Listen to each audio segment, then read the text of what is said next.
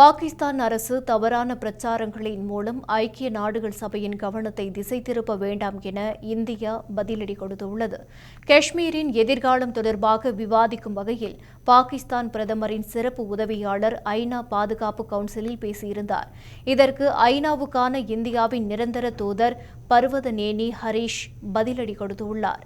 இதுகுறித்து ஐநா பாதுகாப்பு கவுன்சிலில் அவர் பேசுகையில், பாகிஸ்தானின் பிரதிநிதி ஜம்மு காஷ்மீர் என்ற இந்தியாவின் யூனியன் பிரதேசம் குறித்து தேவையற்ற கருத்துக்களை தெரிவித்துள்ளார். அவரது கருத்து ஆதாரமற்றது. ஜம்மு காஷ்மீர் குறித்து பாகிஸ்தான் மீண்டும் மீண்டும் குறிப்பிடுவதை இந்தியா கண்டிக்கிறது. இதுபோன்ற தொடர்ச்சியான கருத்துக்களால் அவர்களின் எல்லை தாண்டிய பயங்கரவாதத்தை நியாயப்படுத்த முடியாது.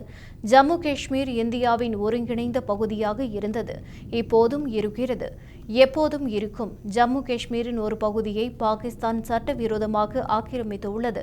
அங்கிருந்து பாகிஸ்தான் வெளியேற வேண்டும். ஐநா பாதுகாப்பு கவுன்சிலின் கவனத்தை திசை திருப்ப பாகிஸ்தான் முயற்சிக்க வேண்டாம் என இந்தியா அறிவுறுத்துகிறது என்று பர்வதநேனி ஹரீஷ் பதிலடி கொடுத்துள்ளார். சில நாட்களுக்கு முன் அமெரிக்க நெறியாளர் லெக்ஸ் ஃப்ரிட்மனுக்கு பிரதமர் நரேந்திர மோடி கொடுத்த நேர்காணலில், பாகிஸ்தான் என்பது பயங்கரவாதத்தின் வேராக இருக்கிறது.